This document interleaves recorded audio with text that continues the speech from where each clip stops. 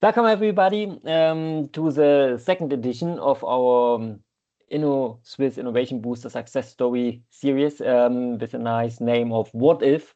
So what if Innovation Booster could shape the future for all of us in a positive way?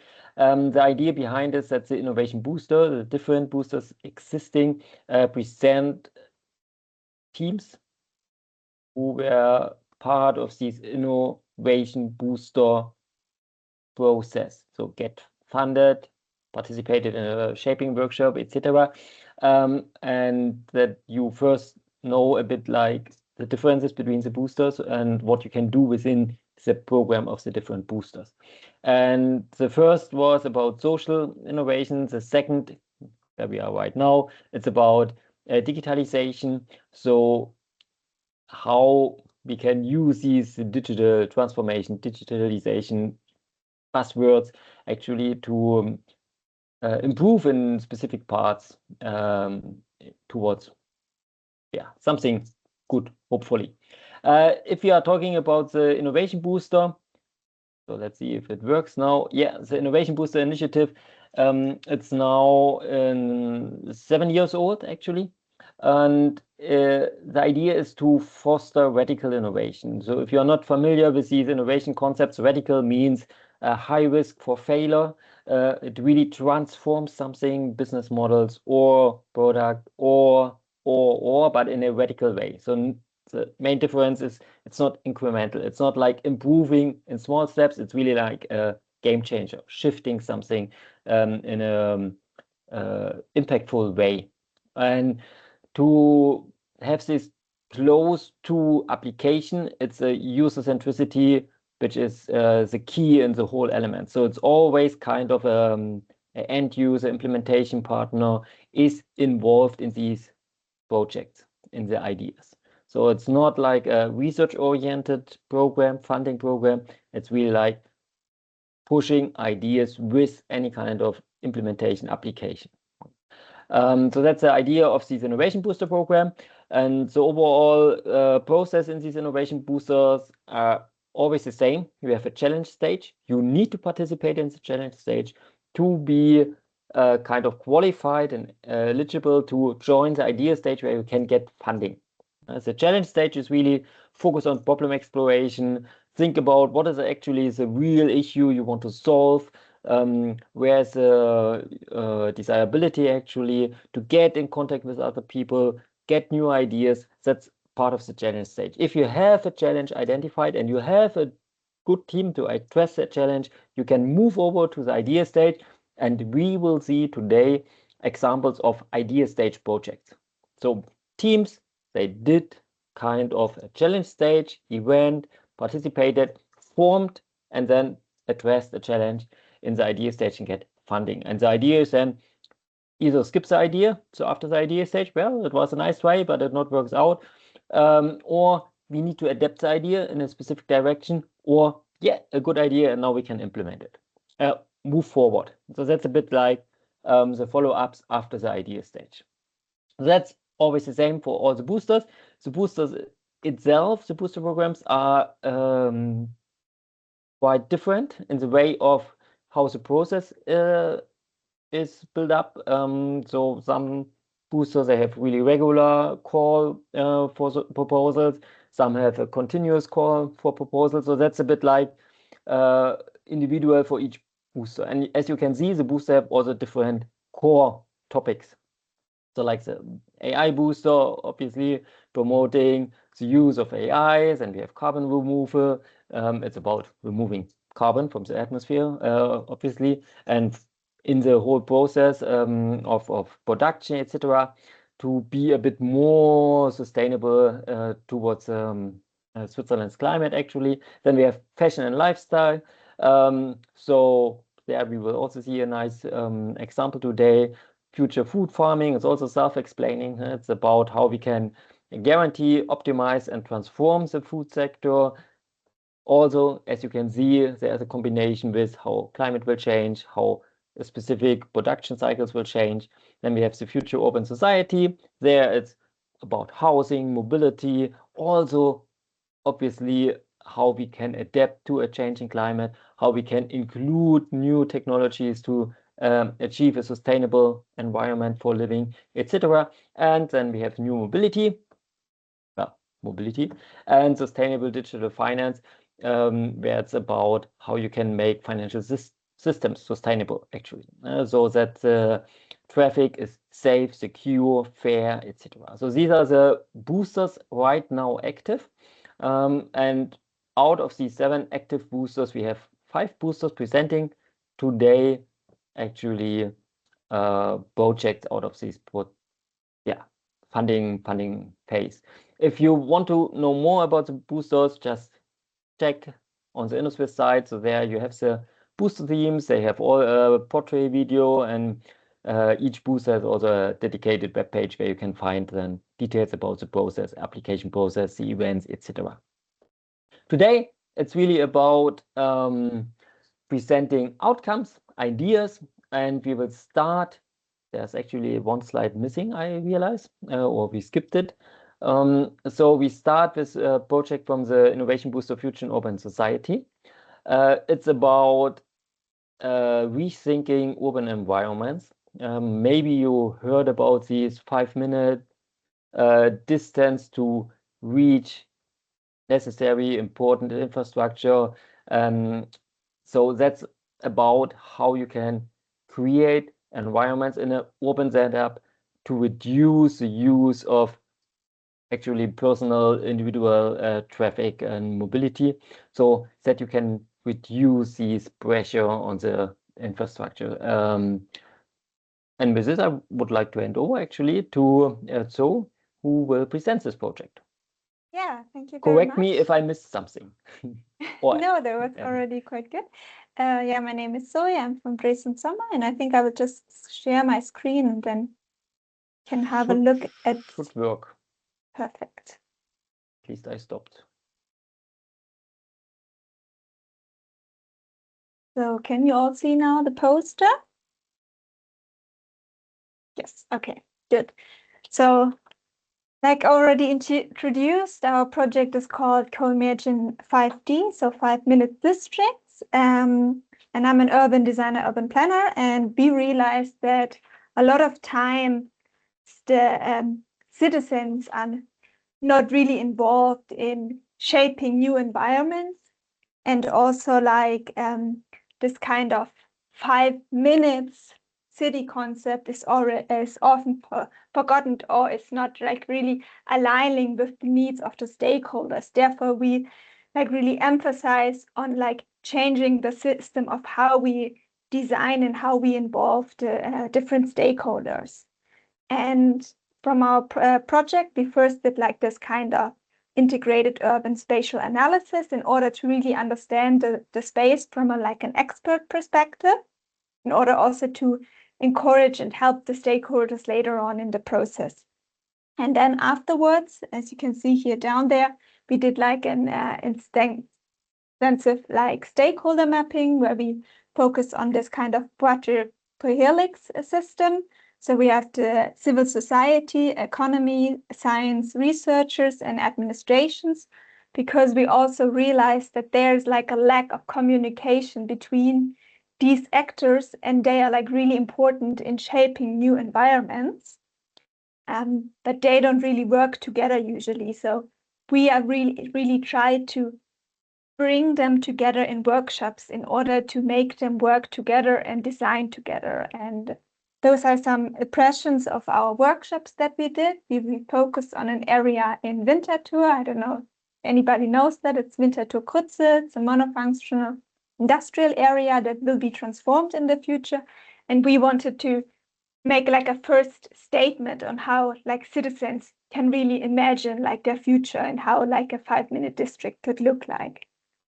And from the outlook, we are currently ongoing in writing everything up together. We had like 3 workshops in total, and these outcomes we want to create like guidelines on how like citizens can be better involved in this kind of process and what needs to be done to bring these different stakeholders together and make urban planning more inclusive and really considering what the citizens and the economy and the different stakeholders want. Yeah, that's maybe basically what we did. And about like the main findings was that it was really difficult to bring all these stakeholders on board and also figuring out who would be relevant, I would say. That took a lot of time. And maybe I have a question for you. What barriers do you see in terms of participating in city development?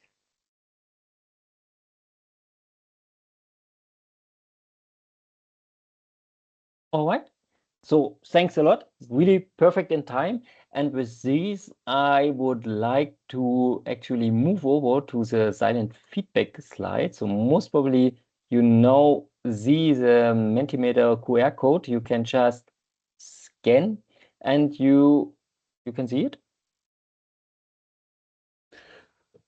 Could you share the question? I didn't get it just audio wise. Zoe, can you reiterate your question? Yes. What barriers do you see in terms of participating in the city development? What barriers, just in general, I mean, like, for any actor or for specific for maybe actors, or for you, for yourself, or like for different actors in a way. thank you. I suggest that the answer to this question we also put into the Mentimeter, so that Zoe can have a bunch of answers to that question. Thank you.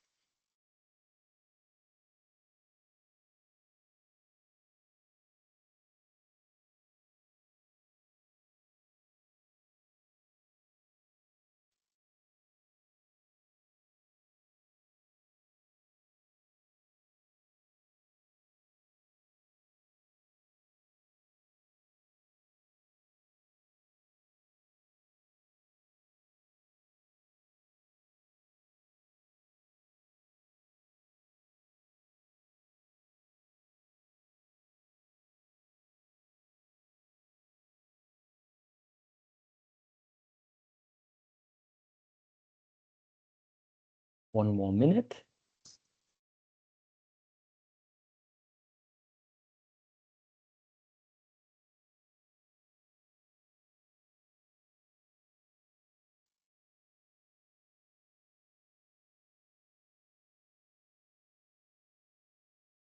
Hi, do I need to scan something, or because I couldn't log in before?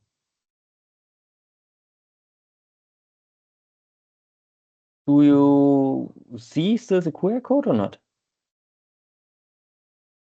I see it, but I'm on the smartphone.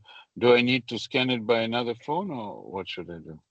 Yeah, well, that's a bit hard. Yeah, you should scan it with the smartphone in this way. Okay.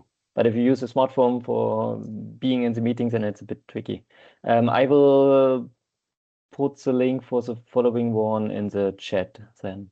Okay, thank you.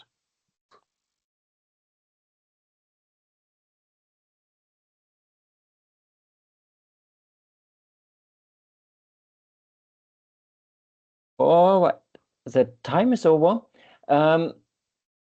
I would like to hand over now to the next speaker. It's actually Claudio from the Applied University Ost, presenting Gemüsebau Fuchs project idea, where it's all about creating a digital twin. If you don't know about it, you will hear most probably about these kind of thing. To have kind of a duplicate for testing, modeling, predicting different scenarios in the field of food farming.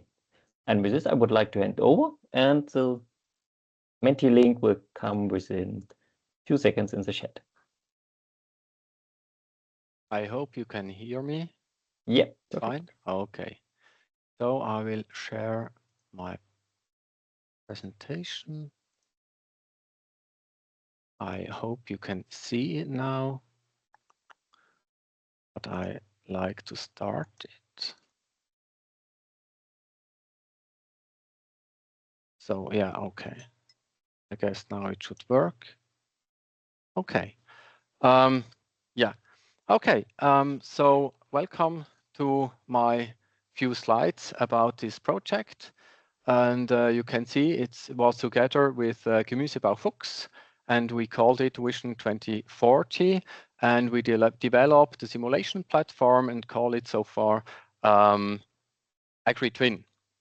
The main question we had in this innovation booster was how can farms today, before investing large sums of money, make better long-term decisions to remain economically viable, sustainable, and also resilient for the future.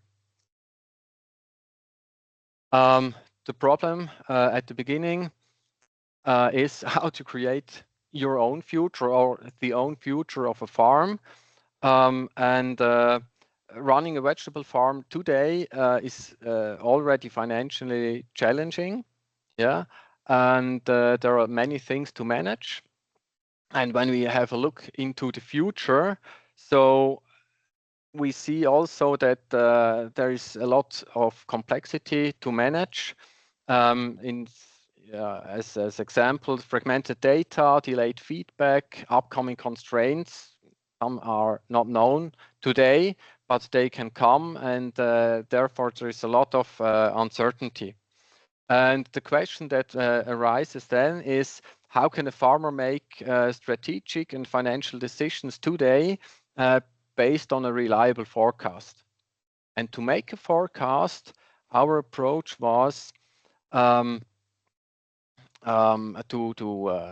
develop a vision together with Gemüse Fuchs, and the vision was to become an energy producer and not just an energy consumer. And for that, we started to develop a platform called AgriTwin, and it should be an easy-to-use tool for the farmers with which they can develop a model, a digital twin of their own farm. And in this digital twin, they can model their buildings, their machinery, electrical and thermal energy generation, also storage facilities. And when they have this model, they should be able to simulate future scenarios. And for these future scenarios, we will provide them data such as weather or climate data, energy prices, or operational constraints. And with that vision and the short time of work we could afford in this InnoBooster, we developed a kernel, a simulation kernel for this transient energy systems simulation. And what you can see here are 5 scenarios with growing complexity from 1 to 5.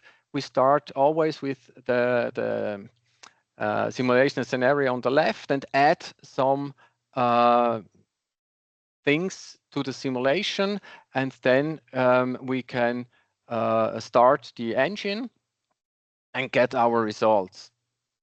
And with this, I will give where we stand today, what we reached in this project.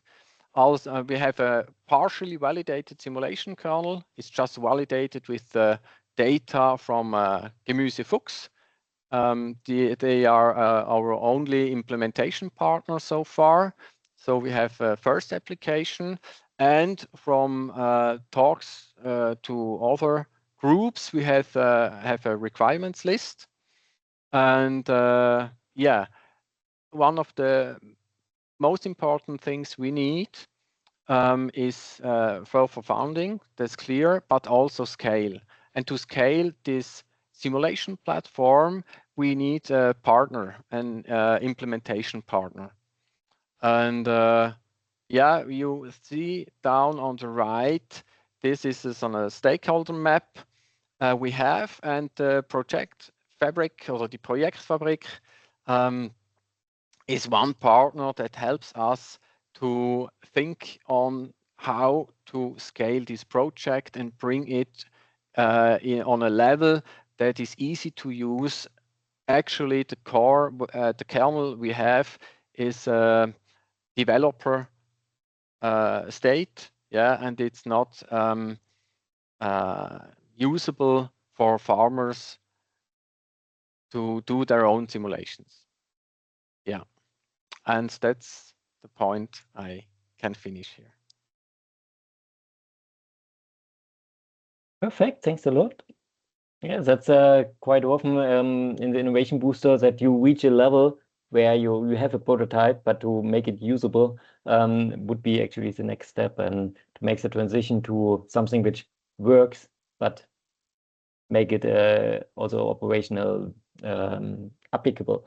So that's a challenge for itself, and of course it needs further funding and time and investment.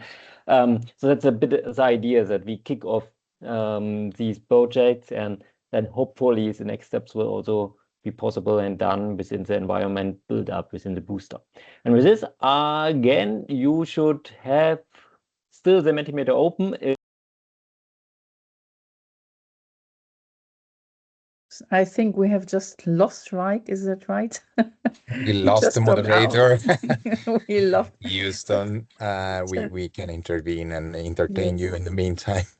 No, but I think he wanted to anticipate that Letizia kindly shared on the chat the link to Mentimeter for the ones who would like to use it by the mobile phone. And Raik, back to you. Yeah, sorry. That was a long shortcut. Actually, I wanted to share you again the QR code if you don't have it open anymore. But it's the same Mentimeter, so if you recall it, maybe you need to skip the first project, otherwise just keep it open. So it's always the same QR code. And again, 3 minutes.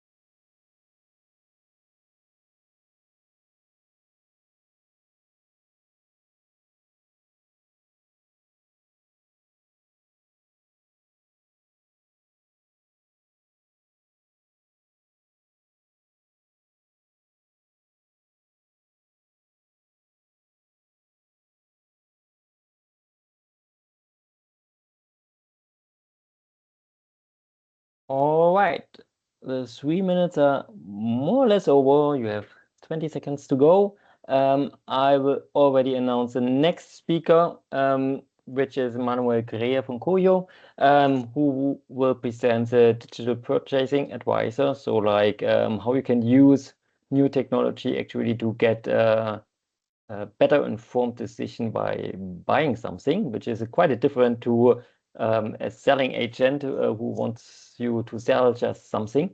So it's really the smart way to make the customers more happy by their decision, so that they are better informed to have a better result actually, and also lowering the personal cost on the seller reseller side. And with this, I would like to hand over to Manuel Greer. Yes, thank you.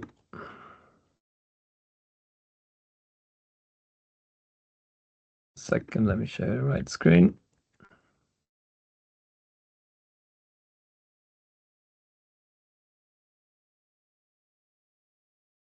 All right, you see my screen? Yes, perfect. Cool.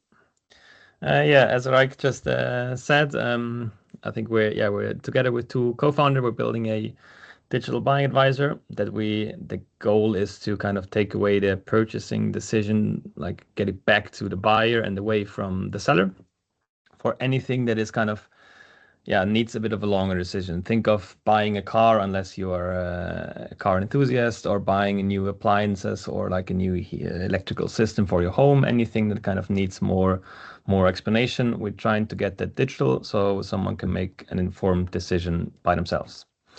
And the concept we focus on right now here is kind of this consultation from eye to eye, even though it's not from eye to eye, but it's actually digital.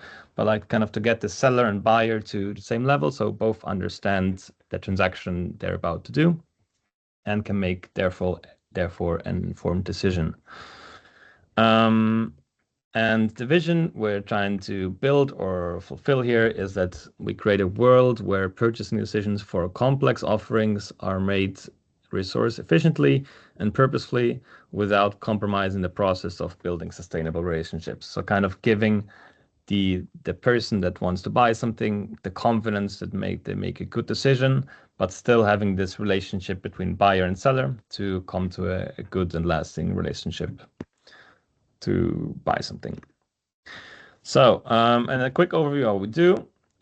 So basically we ask the consumer about input, and this is, we always call it soft filters, but basically just, you can imagine anything that is not hard, as in like not, hey, how many horsepower do you want the car, but like, do you use it for your family and everything, like soft filters to understand the problem of the buyer.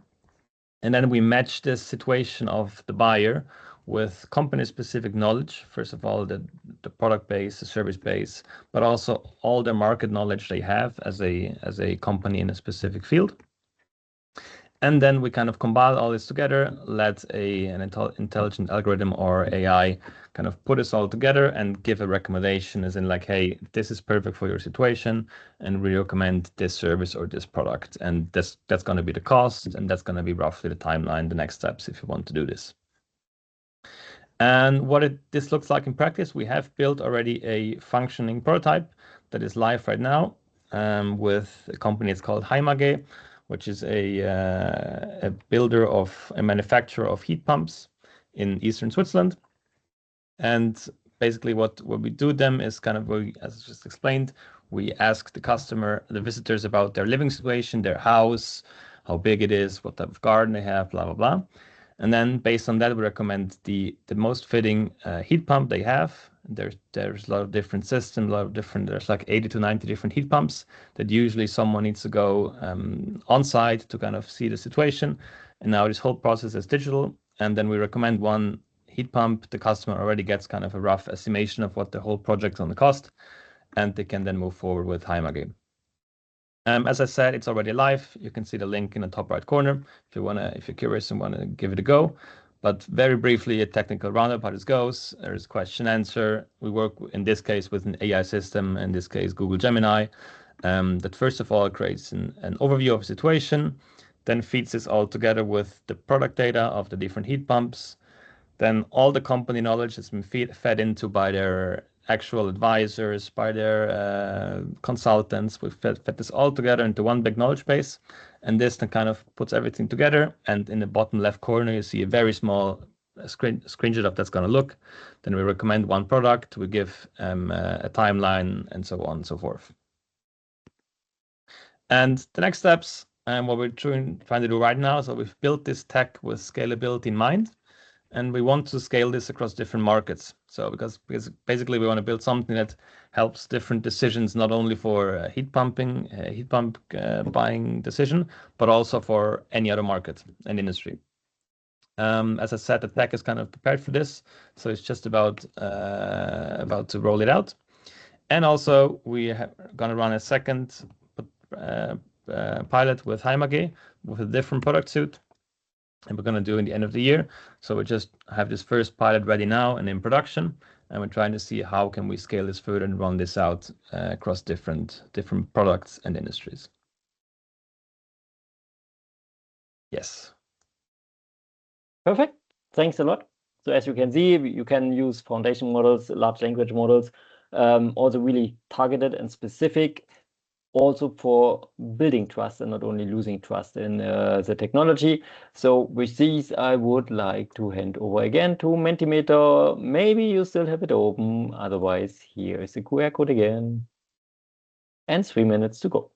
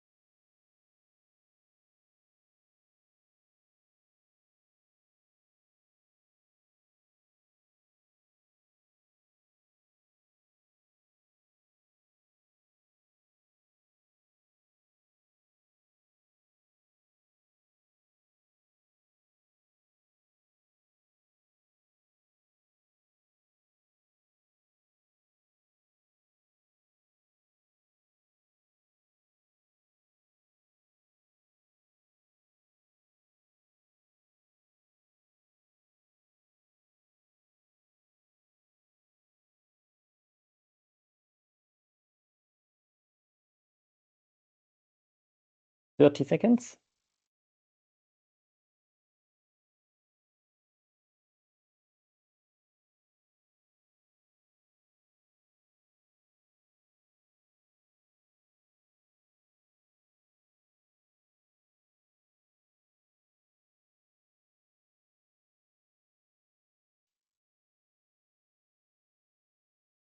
All right.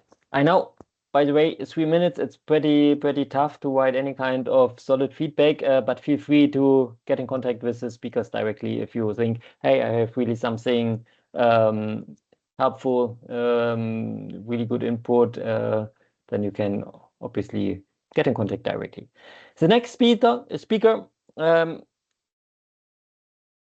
here we go, is from the Innovation Booster Carbon Removal. It's about open data, really big topic right now, and how you can actually create an impact by open data. So how you can change, improve, build up and feed carbon markets actually if data are open and you could share it and they are harmonized, etc.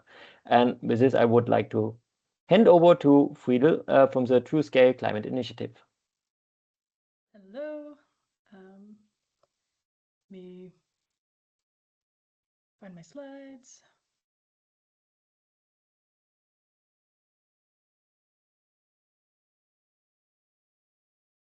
All right.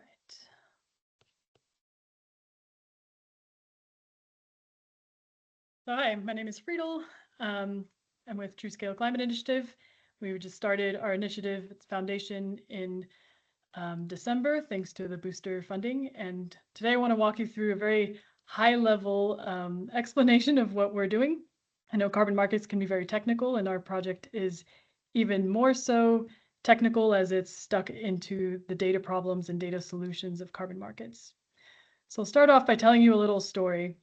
So there's this old fable called Stone Soup, and it goes like this.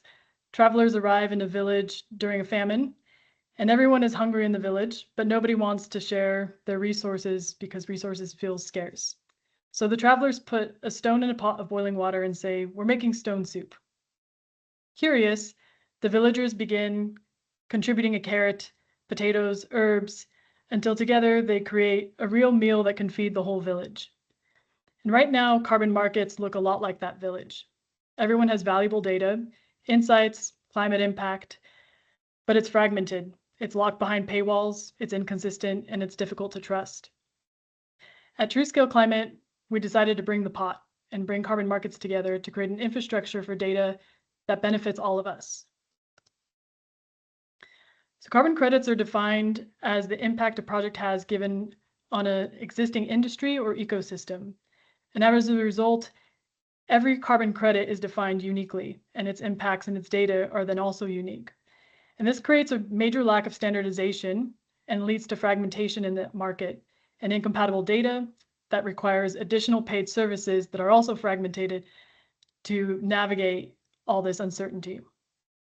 So today, project developers spend enormous amounts of time producing reports and enormous amounts of money hiring consultants instead of scaling climate impact. Buyers struggle to compare projects consistently across methodologies. So if you're a buyer and you're looking at carbon credits, which one do you buy? Which one is risky? Which one is worth your money? It's really hard to tell. And service providers in the industry struggle to produce bespoke solutions that are economically feasible. If you have to create a new solution for every type of reporting, it really ruins your economics. Essential actors, additionally, like insurance and financial providers, refrain from entering the market because there's inability to assess risk. Without standardized data, we can't assess what the risks are, we can't back them financially, we can't put insurance policies in place. Everyone's trying to cook climate solutions in separate kitchens. Their efforts only further fragmentation and only further create confusion in the market. The result is friction, duplication, and slower deployment of climate solutions. A market starving for growth and lacking the standardization to do so. We believe consolidating market fragmentation is the keystone infrastructure to enabling all services in carbon markets to scale. We're building a radically new model in carbon markets, an open data infrastructure. Our platform centralizes and standardizes carbon data through collaborative win-win model. The concept is really simple. We provide free reporting tools that remove industry pain points of market fragmentation. And through those reporting tools, we standardize data and centralize it in one database. Lastly, we provide access to that database through APIs, allowing services and insights to scale across the industry. The reporting tools are open and free to all. The access to the data is free to all.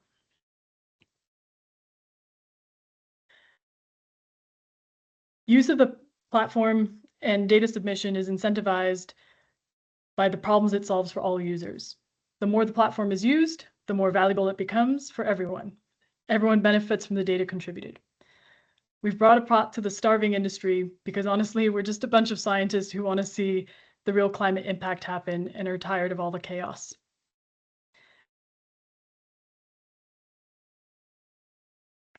The lessons of Stone Soup are simple. Meaningful systems emerge when people have a place to contribute together. At TrueScale Climate, we're building that place for carbon markets, not for profit, but to scale transparency, accountability, and climate impact itself. We brought the pot, now let's make the soup. From this booster program, the progress we've made so far is we've automated our Rosetta Stone, so to say, which is a translating tool for project data, and we've programmed an automated due diligence tool for users. We've also established a pipeline of CDR projects to pilot these tools with, And the next steps we're looking at is to actually pilot these projects. We're looking for funding and strategic partners to help build a more robust database and secure access, and to continue growing the reporting capabilities, data collected, and verification sophistication. And with that, open for questions. Thank you. Thanks a lot. Unfortunately, no question allowed, at least not open. So you can put in your questions, your comments again in the Mentimeter. You have 3 minutes also to send some contacts if you have something in mind. So 3 minutes to share your thoughts about a really high, complex, but I think a really impactful initiative.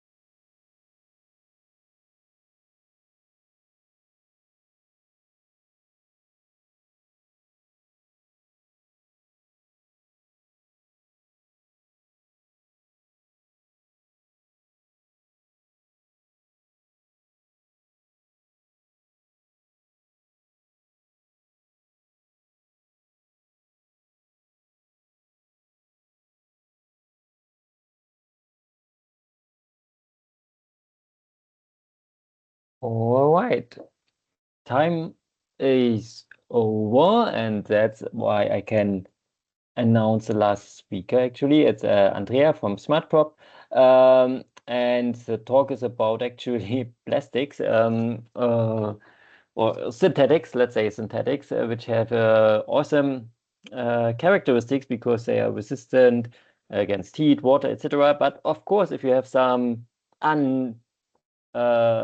unstoppable synthetics, it can lead to some environmental issues, as always with some synthetics. So it's about how you can do a finishing without these kind of synthetics. So the synthetics you get so hard rid of out of the environment. So how you can work without these kind of things. And with this, I would like to hand over to Andrea. Thank you, Rag. Thank you. Hi, everyone. So let's set up my presentation full screen. Can you see the screen? Perfect. Okay, so let's start. So thank you for your kind introduction. So I'm the end user here of artificial intelligence. So my perspective is how to exploit artificial intelligence to boost our activity as a co-founder of a startup. So a little bit of background. We are probably all of us are wearing PFAS right now, so fluorine compounds that are used, for example, to get oil and water repellency to textiles, but they have many other applications, uncountable. The European community is willing to cut, reduce, or ban a very large part of this PFAS compounds, and because it has been proved that they provide issue health, and the cost related to that is by far overcoming the market and the value that they are creating in terms of, let's say, business. So there is a policy of phase out. In my university, I'm professor at SUPSI, the University of Applied Science, Southern Switzerland. We developed through Innosuisse projects nano coating capable to replace fluorine chemicals. Long story short, we provide nano roughness to the surface of, for example, filament for textile. This is a polyester. This is a treated polyester. The effect, it's pretty simple to understand. You see the effect of our treatment without the use of fluorine chemistry. So this is the impact of our treatments. What is the problem? We co-founded a startup, SmartDrop, but when you engage with potential customer, tailoring of the solution towards their product, it's time-consuming and expensive, and few of them are willing to pay this cost. So we are trying to exploit artificial intelligence to support us in the developing and tailoring the formulation towards specific customers. So we try to overcome and to narrow down the time for development. So the colleagues is working on the models to get exploiting all the data that we have in order to make a model capable to predict the formulation. And what we are expecting, what we are foreseeing, we want to narrow down the development time from months down to weeks. And this makes also the development cheaper and more attractive from the customer point of view. The next steps, when the project is over, we are going to validate this with our potential end user. And this is more or less everything. This is the team, the guy that is running artificial intelligence, Dario Zimonti, and this is the team of the startup. And that's it. Thanks a lot. Personally, I really like the idea to working with the surface structures. So learning from nature, actually, as you know, Yes. the lotus effect, etc. There's everything working with structure, and you can make quite some impact to reduce chemicals in a smart, clever way. Now it's time for you to give some feedback. So 3 minutes for you to give us the silent feedback.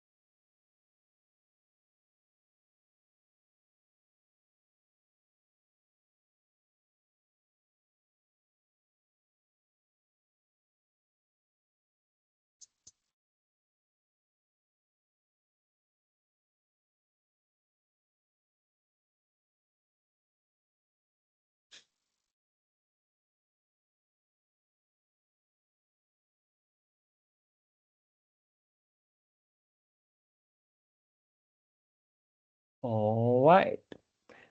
That was the last presentation, the last talk. So now you got insights, really fast insights into 5 different projects from 5 different boosters. And you see it's quite wide. So from changing the decision process in the process of buying something towards having management systems for organizing data to allow high-level analytics, better decision based on a better data source towards really final end products, which change not only the carbon footprint of each product, but also the health of the people, everyone. So it's a quite interesting point of view that you can address challenges we have in our society and our economy right now from complete different angles, and all fits to the booster. So feel free to think about, maybe you all already saw, hey, there are some overlapping things. So actually the booster teams, they can talk to each other, and maybe they're finding or find new ideas or getting inspired by each other. So that's a bit the idea of these success story series. Also, if you have any kind of idea which topic would be interesting for you, please share it. And for this, we obviously we have also something we would like to know from you. Mainly, you should see it now. Another QR code about actually the feedback you have about these short webinars. It's just a 1 hour webinar, so you can give us the feedback you have. Do you like the format? It's really like kind of these speed pitching, which topics you would like to have in future, what could be changed? Do you like the format of the feedback, the silent feedback, or you would prefer a Q&A? So it's something we would like to hear from you. So please share your feedback. You have more than 3 minutes. You can do it later on. So that's not an issue at all. So would be great to hear about your thoughts. And otherwise, I would like to hand over to some final words to each of the booster managers, which are also here, to just give one main sentence, take-home message for the boosters participating today. And I would like to hand over to Marina first, because you are first in the list. Thank you very much, Raik, for taking us through this fast thing. I feel like in the days when you took pictures and the development took a week or two. So this is probably for the teams that have pitched their projects about the feedback. So certainly we will share the information in a couple of days so that you don't need to wait too long to see what the crowd and the community here had to share. I think it's fantastic to see all those different projects and all the different aims and how you say challenges that we see that can have a direct link with digitalization or with AI, and also the interrelation between all the projects that we've seen. Basically, I could imagine if we would all sit around a table, we probably could cook a new soup. I liked your story, Friede, about the stone soup. I also cooked one at a time, and I think it's really a very nice methodology and also idea to go ahead. And I pass the word on to Sophia. Thanks, Marina. Sorry. Thanks. Yeah, thanks a lot for all the presentations. That was very interesting. We actually just had a poster session on Saturday as part of Climate Week, where some of our other booster teams presented, including Friedel, their projects over the past 6 months. And it is always interesting to see how different topics can attract such innovative ideas.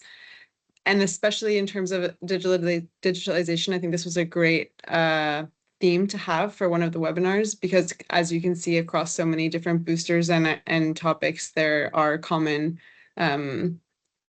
themes and projects related to digitalization, and highly relevant for the time with AI and how that's changing everything in our work stream. So yeah, I really enjoyed, and thanks a lot.